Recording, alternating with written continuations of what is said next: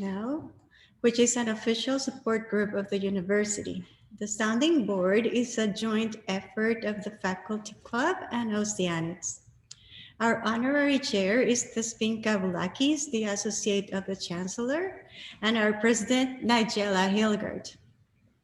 In Oceanids, we raise money for grants and awards for students, support other UCSD events and activities such as the student-run free clinic. We offer many events for our members, and Sounding Board is one of these events. We would love to have you as a member, and I encourage you to join. It's only $35 per year. We are happy to see you now via Zoom. We have this event every first Thursday of the month throughout the academic year, except for January. Please, as a reminder, mute yourselves. And at the end, we can take questions, either raising your hand or digitally or via the chat room, please. Thank you, Judy Vaquier, for co-hosting. Now, I would like to introduce you to our speaker, Professor Edward Watts. He is the Alcibiades Basiliadis Endowed Chair and Professor of History. A little about his bio. Professor Watts received his Ph.D. in history from Yale University in 2002. His research interests center on the intellectual and religious history of the Roman Empire and the early Byzantine Empire. His first book is City and School in Late Antique Athens and Alexandria. His second book is titled Mortal Republic, How Rome Fell into Tyranny. And his latest book, the one that we're getting a preview of today, is The Eternal Decline and Fall of Rome, The History of a Dangerous Idea. It's not yet out there. You can see it in Amazon, and you can buy it in the month of August. He has also authored more than 40 articles on topics ranging from the Old Academy in the 4th century BC to the relationship between orality and textuality in the early Byzantine period. He's currently co-authoring a volume introducing the historical and classroom uses of Roman imperial coins. He is going to talk to us about today Roman decline, renewal, and how to talk about political change productively. Welcome, Professor Watts. Would you like to share your screen?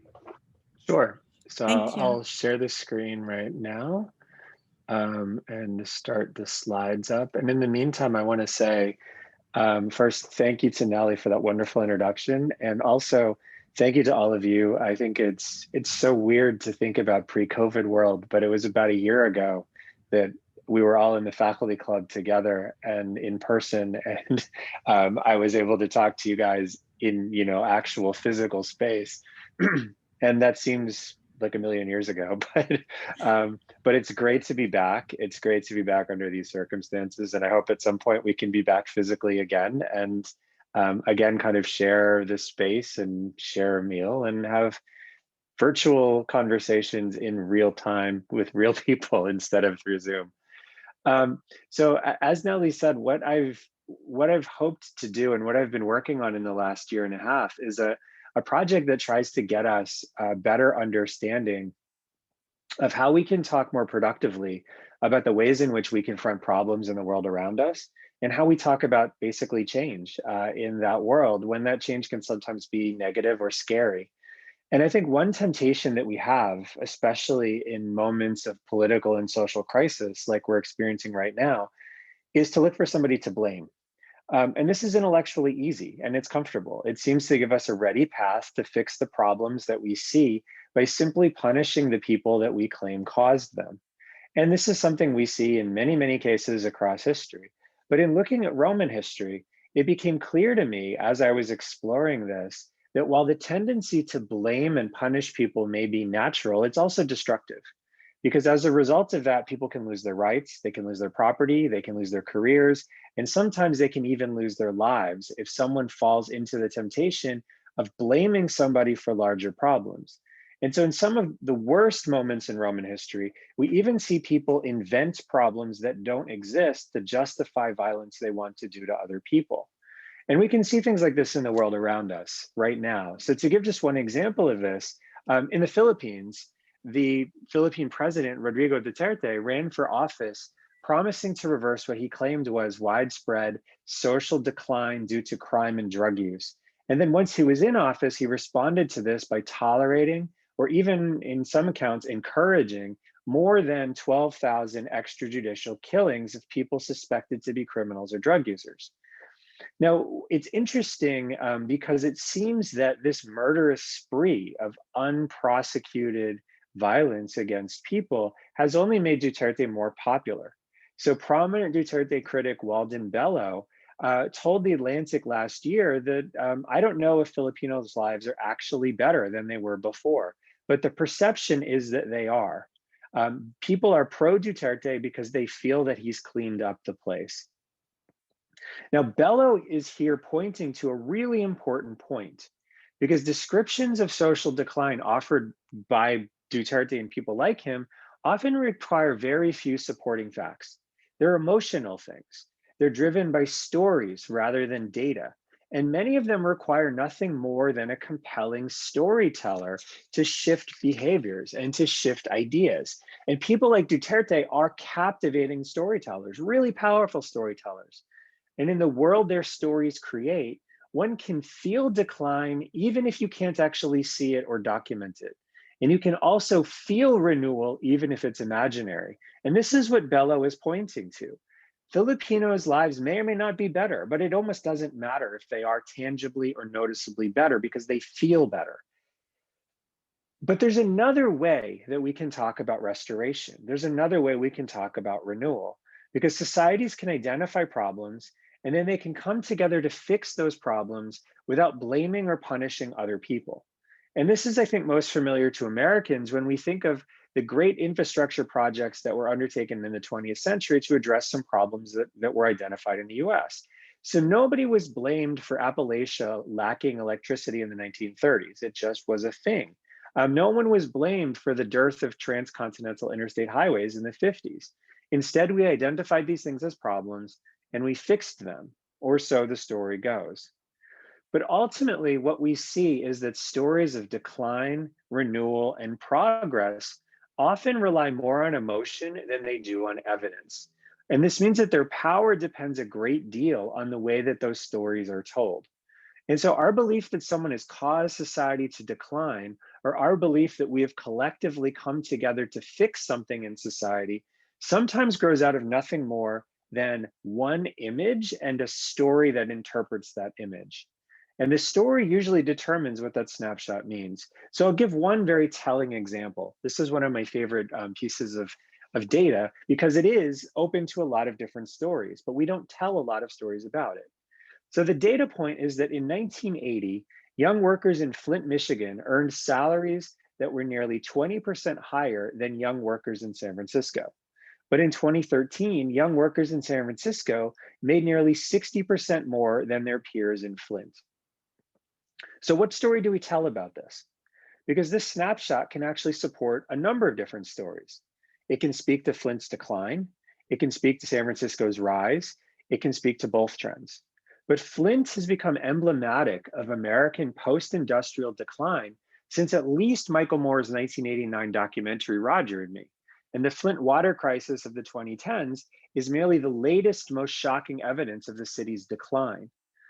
So showing that Flint was recently, and 1980 is still to me at least recently, was recently a better place for young workers to begin their career than San Francisco underlines Flint's rapid collapse. But the same statistic can also tell a story of San Francisco's rise. But that story doesn't have anywhere near the power because no one needs a statistic comparing San Francisco to Flint, Michigan to understand that San Francisco has risen. There are a lot of other better ways to tell the story of San Francisco's rise. And so this comparative statistic has become something that is evidence of a story of American decline rather than a story of American progress or a story of American resilience. But one thing that's important about our American experience is that we are in the middle of these stories right now. We don't know how all of the things around us are going to pan out. And the pandemic underlines this more than anything else. So for the rest of today, I want to take us away from the present and turn our attention to ancient Rome. Ancient Rome is, of course, the state in history that is most strongly identified with the idea of decline. The one thing everybody knows about Rome is that Rome declined and Rome fell. And the decline of Rome is so well known because it's been a constant source of discussion for more than 2,200 years. So everyone from American journalists today to Roman politicians at the turn of the 3rd century BC have used the decline of Rome as a tool to illustrate the consequences of changes in their world.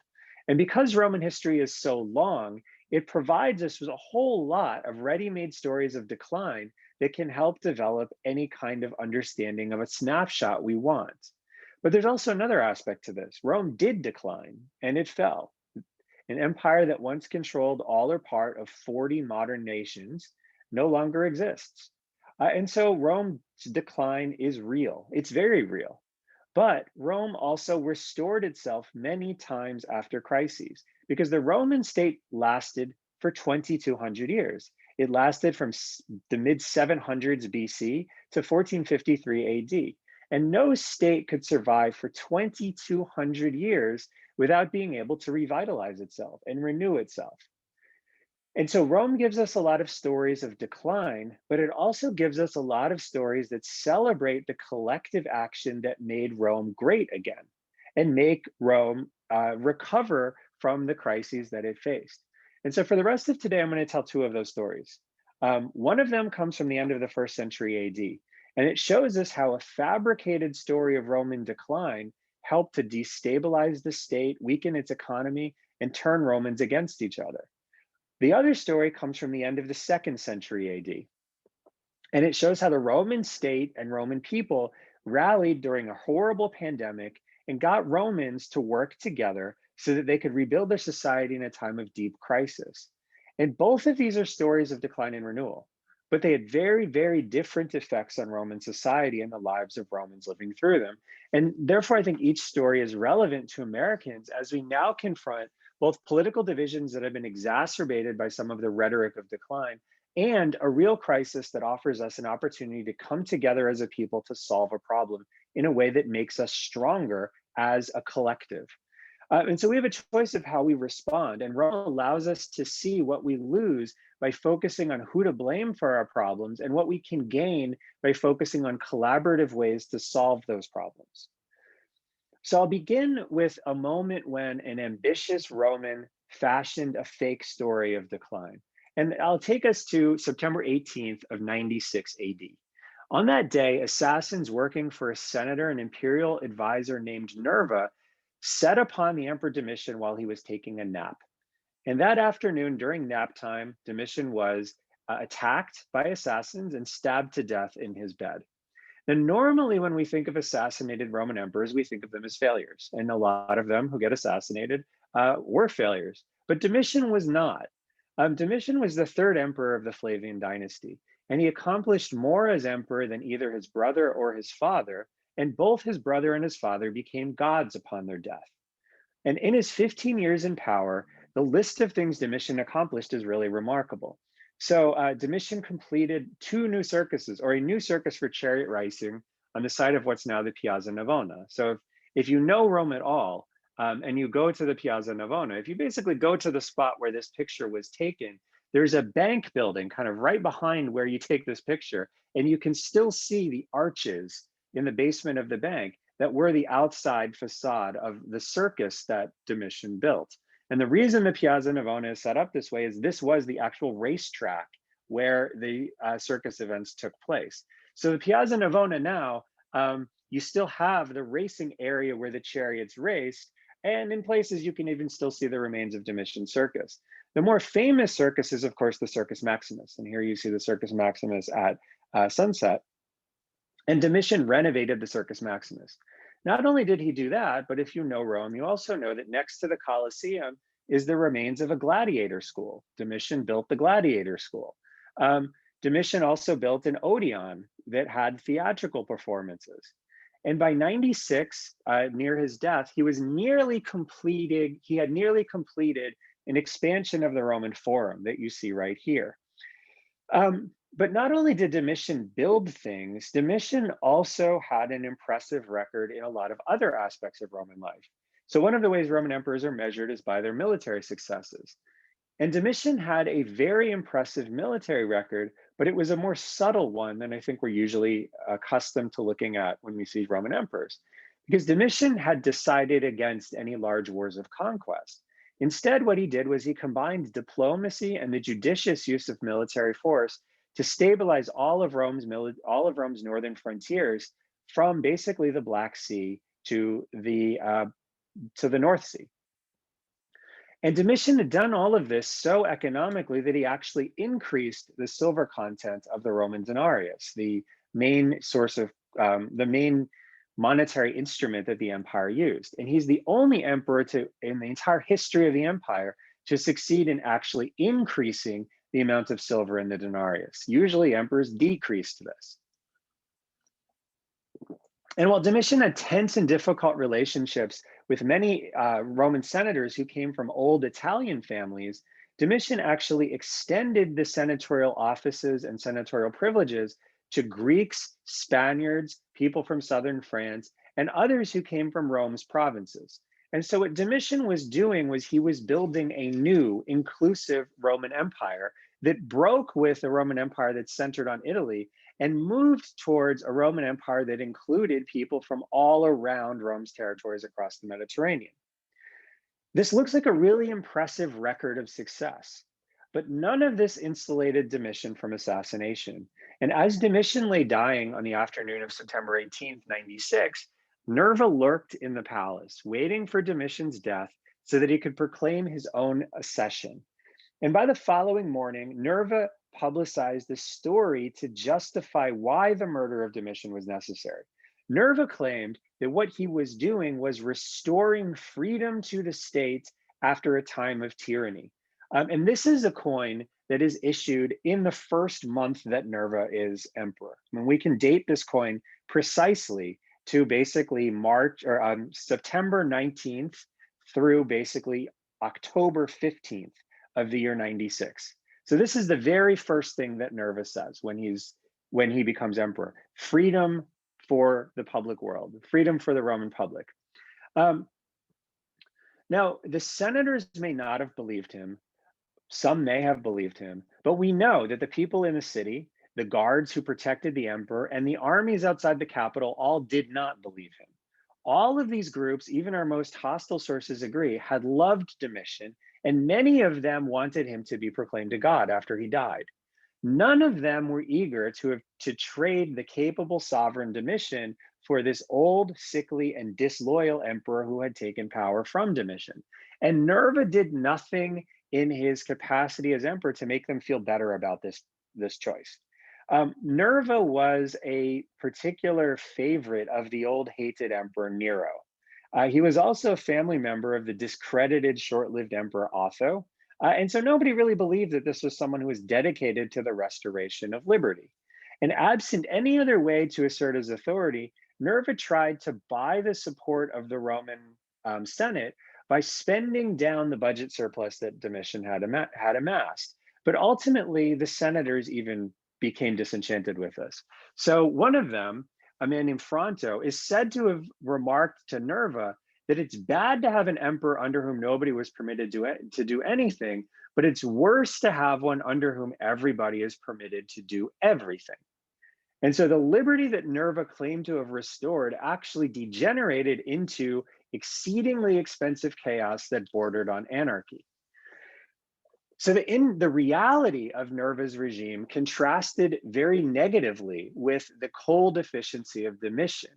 But many opportunistic Romans followed the emperor in declaring that his reign nevertheless represented a moment of imperial renewal following a period of decline under Domitian.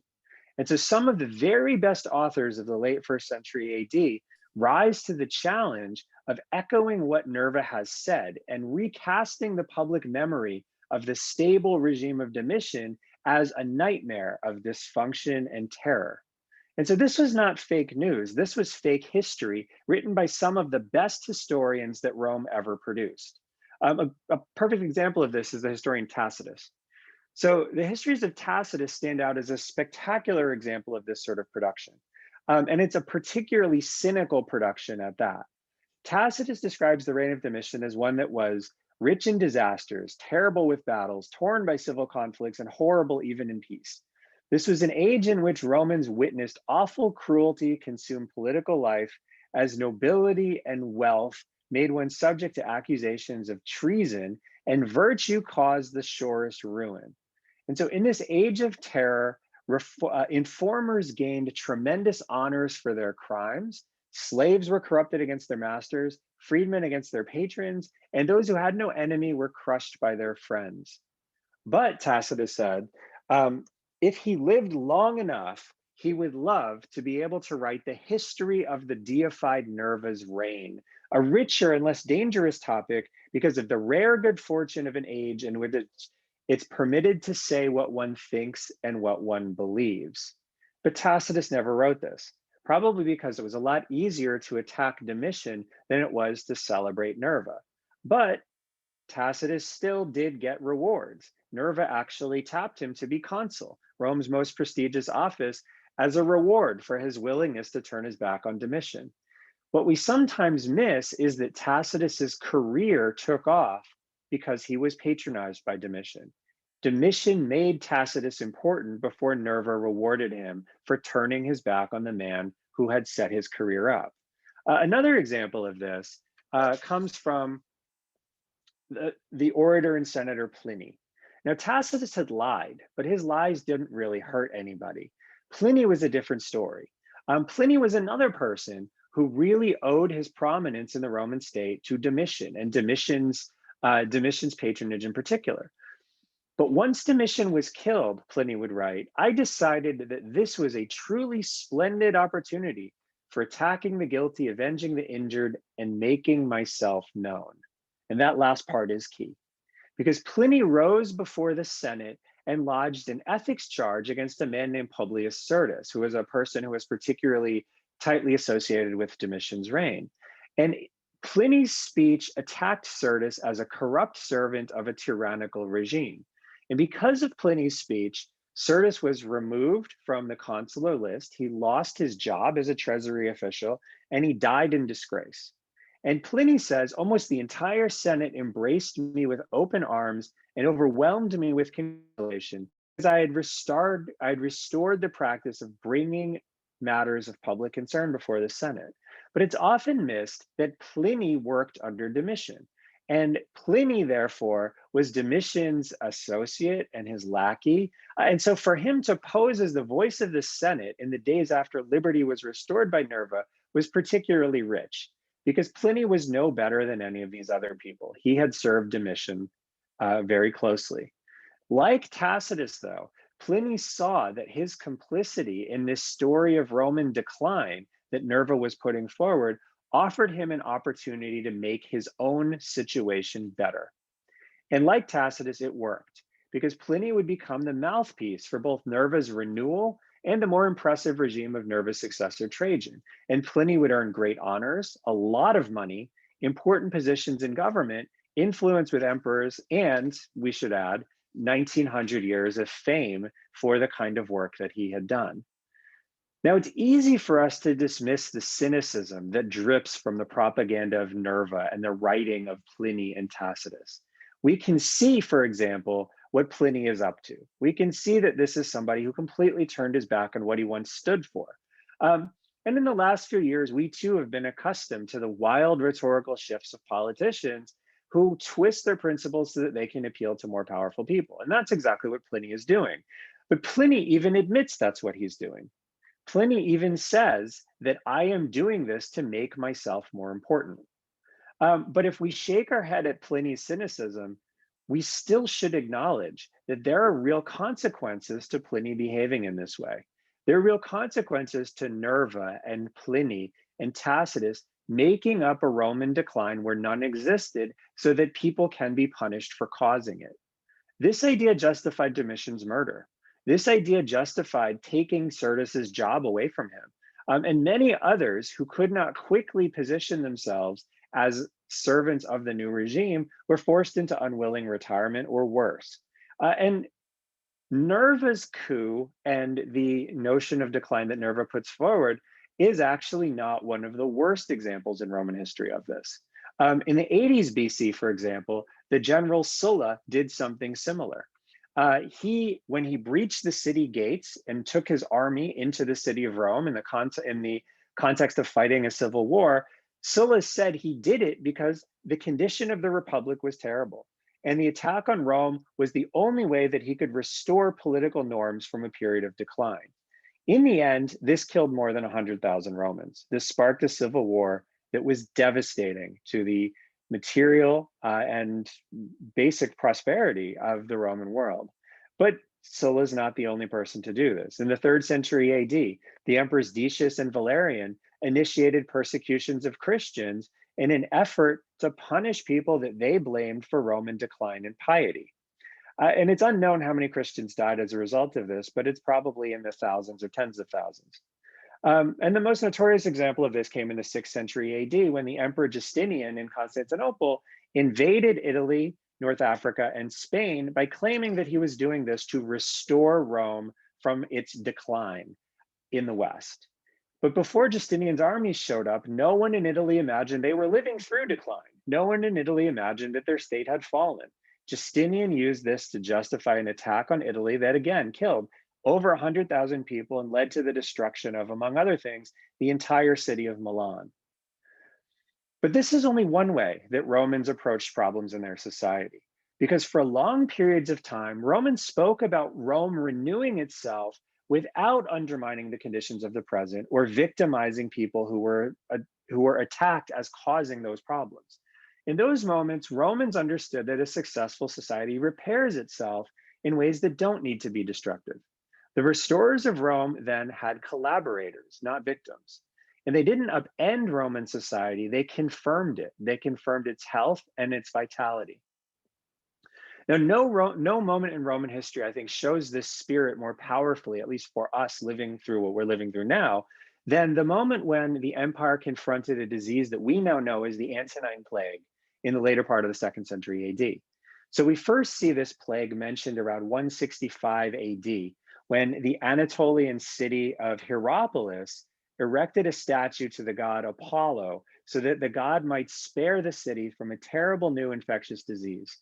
And the infectious disease, we have sources that tell us what this disease actually did to people. The symptoms were absolutely horrifying. Victims first endured a fever, chills, upset stomach, and diarrhea. And then the diarrhea turned from red to black over the course of a week. Once that happened, they developed horrible black poxes all over their bodies, both inside and out, that scabbed over and left disfiguring scars. Now, the worst afflicted people coughed up scabs that had formed inside their body, and they suffered in this way for 2 or even 3 weeks until the illness finally abated. Maybe 10% of the 75 million people in the Roman Empire died of this disease just in the first pass. And so a contemporary describes it like this: like some beast, this sickness destroyed not just a few people, but it rampaged across whole cities and destroyed them. We believe that this was smallpox. And this is the first time that smallpox arrived in the Mediterranean world. Now, the plague waxed and waned for a generation. It peaked probably in the year 189, when a witness tells us that 2,000 people per day were dying in the city of Rome, a city with a population of about 1 million. The plague so ravaged the empire's professional armies that offensives were called off.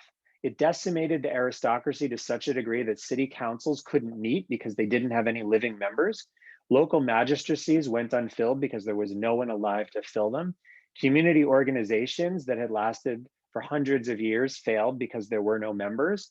It cut such deep swaths through the peasantry that abandoned farms and depopulated towns dotted the countryside from Egypt to Germany. But the psychological effects were, if anything, even worse. So the teacher Aelius Aristides, who lived in the city of Smyrna, described his suffering a nearly lethal case of the plague. during its first pass through the empire in the 160s.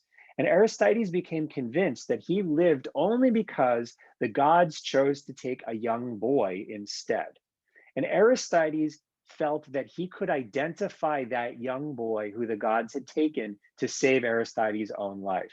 He felt that he knew that victim because that victim had died at the exact moment that Aristides' own fever broke. And for the rest of his life, he was afflicted with a survivor's guilt that we can all identify. Survivor's guilt is not a modern phenomenon, and the late 2nd century Roman Empire must have been filled with it. But most of all, the disease spread fear because smallpox killed massively, gruesomely, and in waves.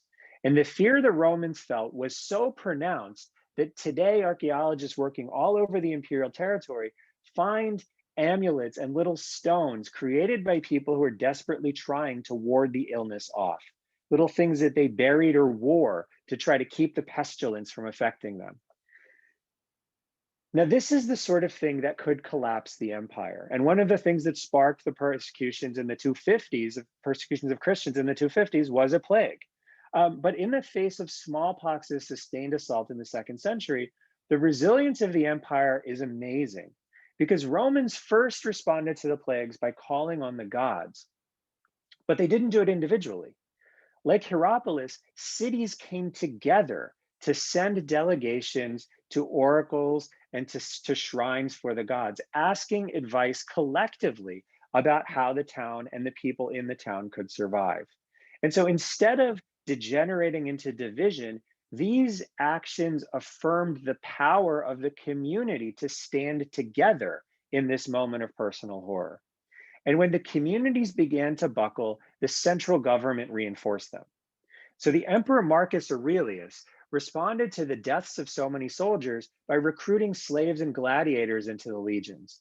He filled the abandoned farmsteads and depopulated cities by inviting migrants from outside the empire who were in communities that were also suffering from smallpox, and he invited them to settle within the imperial boundaries.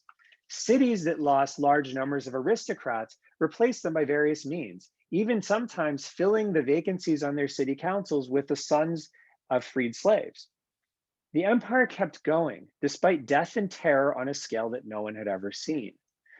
And the empire rebounded so well from smallpox that more than 1600 years later, the historian Edward Gibbon began his monumental decline and fall of the Roman Empire, not with the plague under Marcus Aurelius, but with the events that occurred after Marcus Aurelius's death. The reign of Marcus was to give the period of the history of the world during which the condition of the human race was most happy and prosperous. Now, this historical verdict would have astounded Romans if they heard it during the time of the Antonine Plague. But Gibbon didn't invent these sentiments.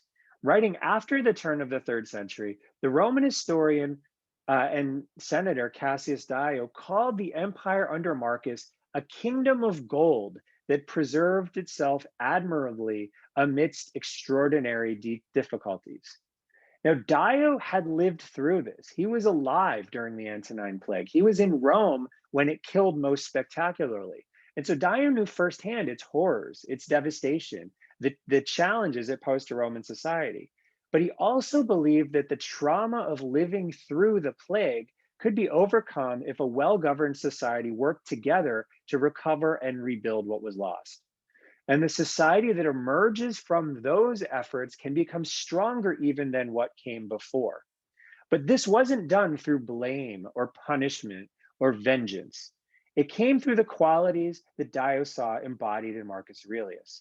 So Marcus, Dio wrote, refrained from all offenses himself, but he tolerated the offenses of others and didn't inquire into them or punish them. In fact, as long as a person did anything good, Marcus would praise him for what he had done and use him for the service in which he excelled, but to his other conduct, he paid no attention. And this is why Dio says, I admire him all the more, because amidst unusual and difficult circumstances, he both survived and preserved the empire. What Dio is saying here is, in a sense, a blueprint for how one can move forward productively in these moments of crisis.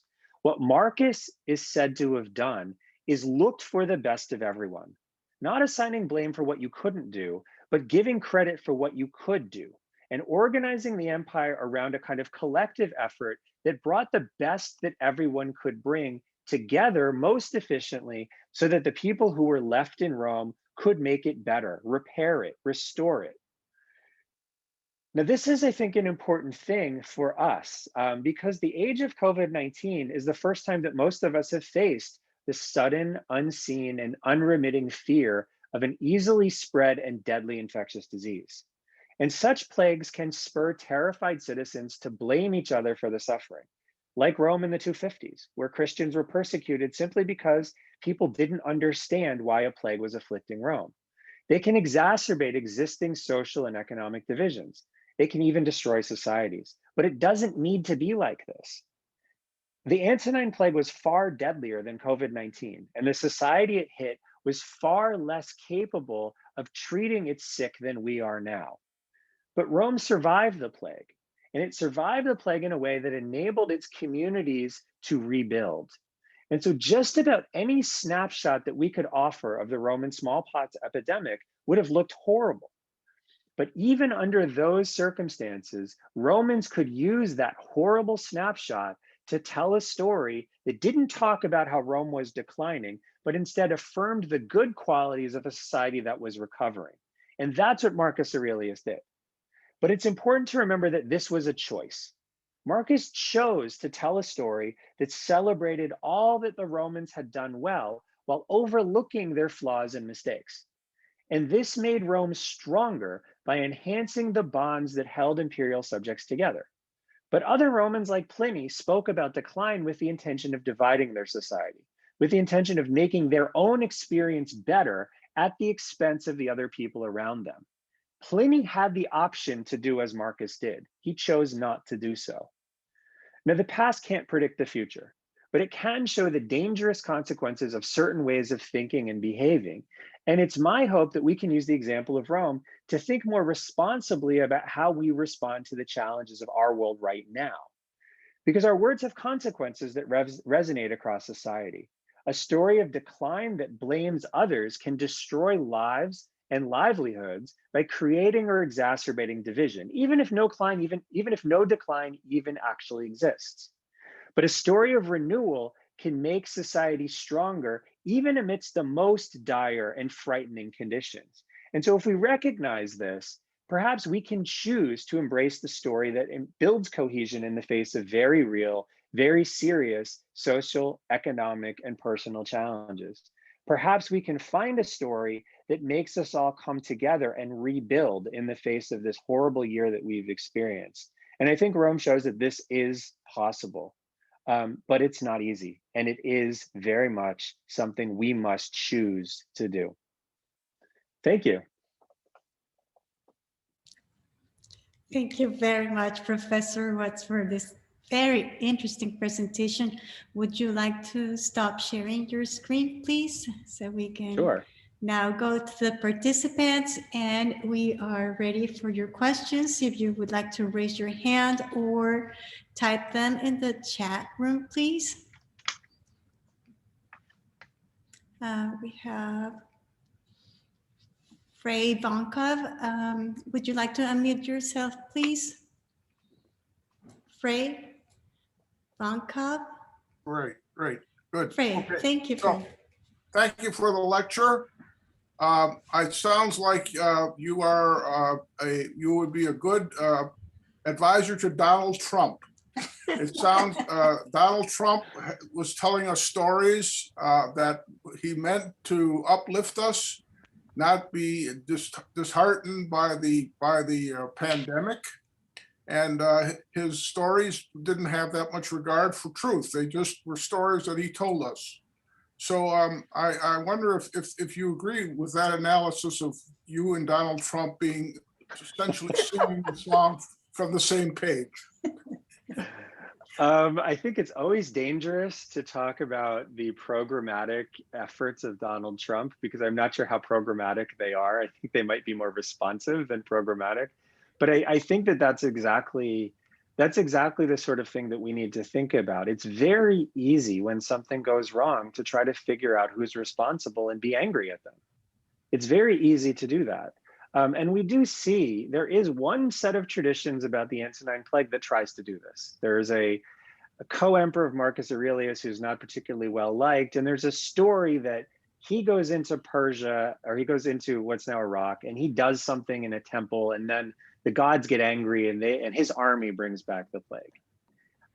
There was the option to tell this story of, well, this is the Iraq plague that Lucius Verus brought back because he was impious. That's not what Marcus does. It was available to him. He could have done that. People were saying that. But what Marcus does is he shifts the conversation completely from who's responsible and who do we blame for this to what can we all do best? What is the role that each of us can play to come together and take advantage of our talents and apply them most efficiently to make things better? Because in Marcus's view, it doesn't matter what you did that was wrong. It matters what you do that's right. And a good society is a society that brings those talents together and makes you feel good about doing what you do well, and organizes your efforts so that those things you do not only make you feel like you're contributing, but actually result in making society better. And that's hard to do. I mean, it's a rare leader who's able to do something like that. But I think that's what Rome shows. It's not that it's common that this happens, but it's possible that it can happen. And just being aware of that possibility, I think, is something that is uplifting for us. It gives us a way to think about change that's different from maybe how we're naturally inclined to do it. And I think that's maybe the lesson that I would hope everybody leading the country can take away from this. There are ways to solve problems that solve the problems, and there are ways to solve problems that both solve the problems and make society around you stronger. And it's a rare leader who comes up with that kind of a plan that both fixes things and makes you feel like everybody had a role in making it better. But I think that's a moment where if we can recapture that, it will do wonders for us as a society as we move out of this really horrible time. Thank you, Fred, for your question. Thank you, Professor Watts, for the answer. Do we have any other questions for Professor Watts?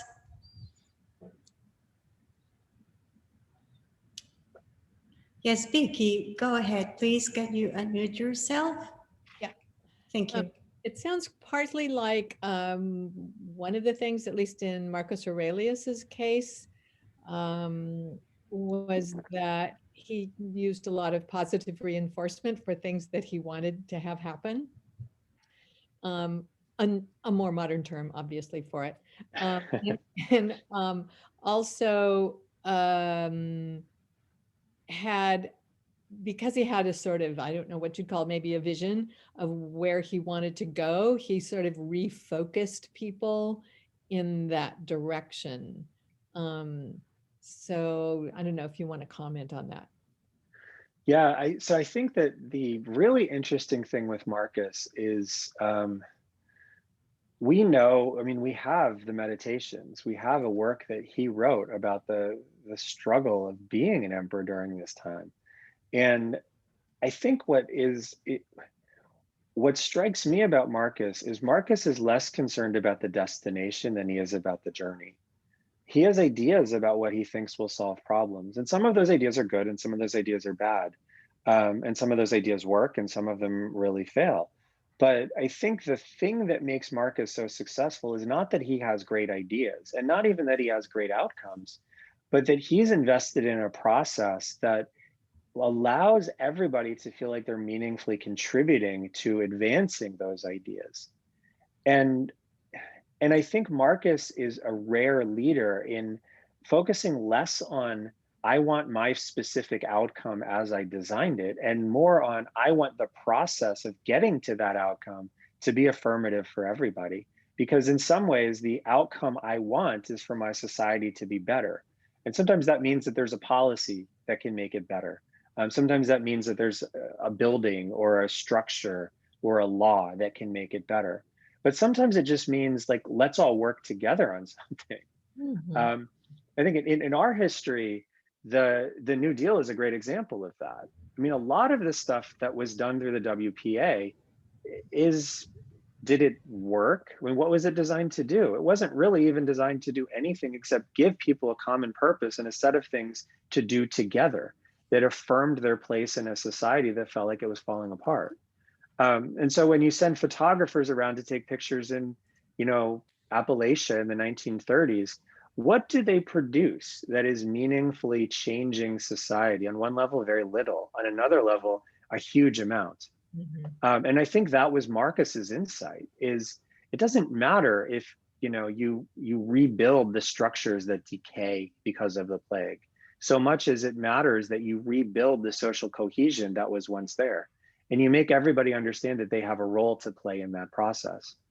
And so I think it's a very rare leader who sees that. It's a very rare leader who can say, maybe on some level, if we all just dig a hole and fill it back in, we've at least done something together. And that's a meaningful thing for us to do as a society.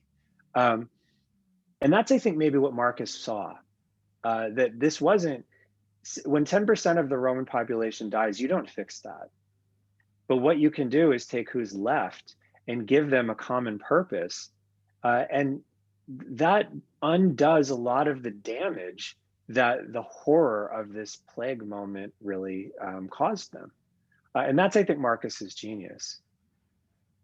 That also sounds like he doesn't, he's not doing this for power for himself, which is a whole different thing from most of the emperors. Yeah, I think in reading the Meditations, it's always complicated, but I think what we sometimes need to understand is that that's a terrible job.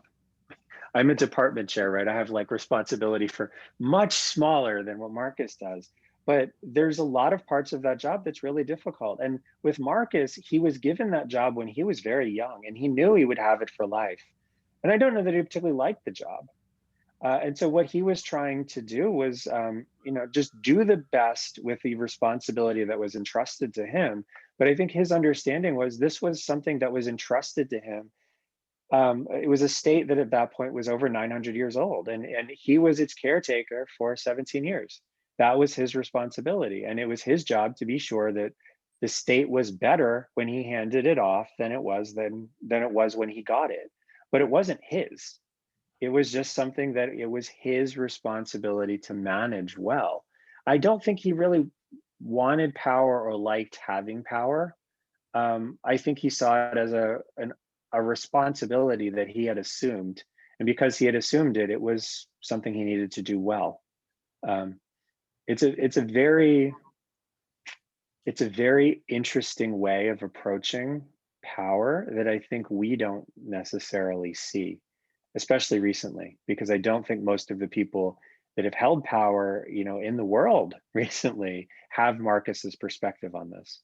Right. And thank you for all of this information. It's very interesting for that reason. Thank you. Thank you, Professor White. Do we have any other questions?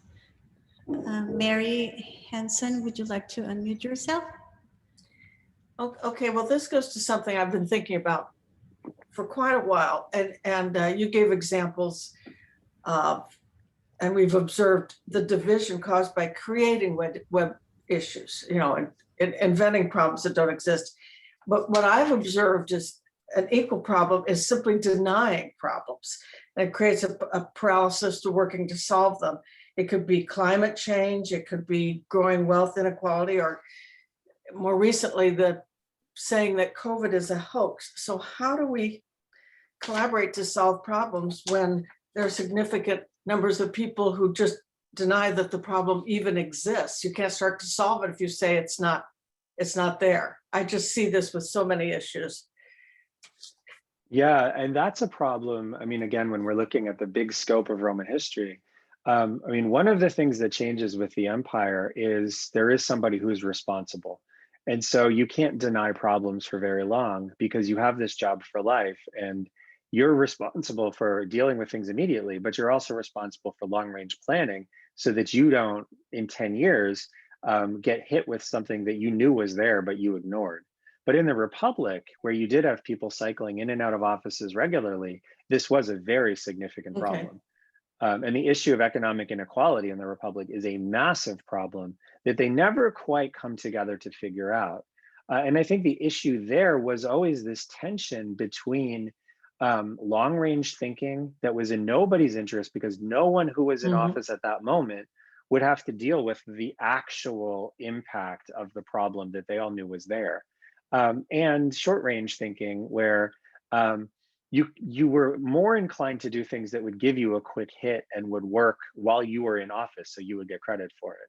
Mhm. And the honest answer is the Republic never figured out the answer to this. So, so I think the income inequality is a massive and difficult problem to solve. An easier problem for the Republic to solve would have been infrastructure, Mhm. because the city of Rome in the Republic had an infrastructure that was really built for a city of about 200,000 people.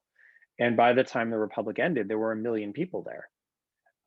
But to build water infrastructure and sewage and roads and granaries and all of the things required to maintain a city that's 5 times that size, it takes longer than 1 year in office, which is how long the term of office was. And so Romans would talk about these things as problems. And they would say that, well, we should do something about it, but they would never actually do it, because they would never get the credit for it. And they would only be able to start it, and somebody Sounds else would get familiar. credit for fixing it.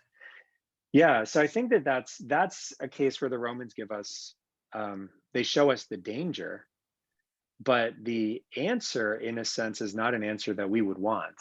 Uh-huh. You know, the answer is Augustus. That's how Rome actually got the infrastructure for 1 million people.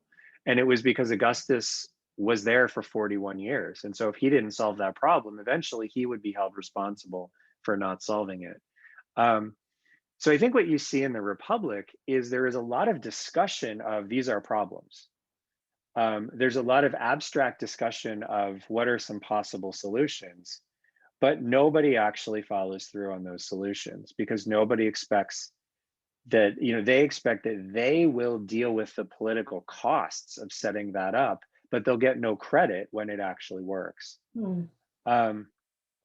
And so I would say, maybe if we're talking about building a way to talk about these problems that can work in a democracy, I think there has to be some long-term accountability to those people in our system who are around for that long, right? I mean, we have senators like Grassley or Leahy who have been in office for 40 odd years. McConnell's been there, I think, what, 37 years or something? They aren't held accountable for these things, because in a way we have allowed them to continue to have that, well, here's a problem, wouldn't it be nice if someone could solve it conversation, when they have been around long enough to come up with a solution, and they haven't done it. And so that might be the one suggestion that I would have, is when we have these people, I mean, a president in many cases is not around long enough to solve, or to put in place any kind of lasting solution to climate change, because it can just be undone, and he won't get the credit, or she won't get the credit for when it actually addresses the problem. But some of the people in our government are around that long, and maybe we ought to start coming up with a way to hold them to account for all of the things that they say they want to do to solve problems that are longstanding, but they keep saying it, they don't do it. Mhm. So that's a really bad answer to a really great question.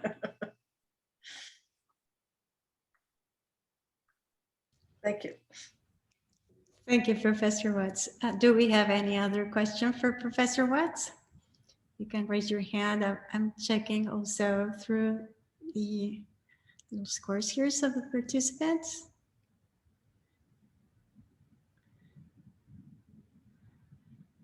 Okay, I think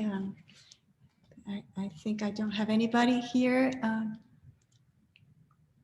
Perfect. Okay, Professor Watts, thank you so much. We are always thrilled to have you, and Thank you so much. we send you a silent clap. Thank you very much. We will see you next month. We will have Dr. Stephen Spector talking about COVID-19 vaccines. Thank you, everybody.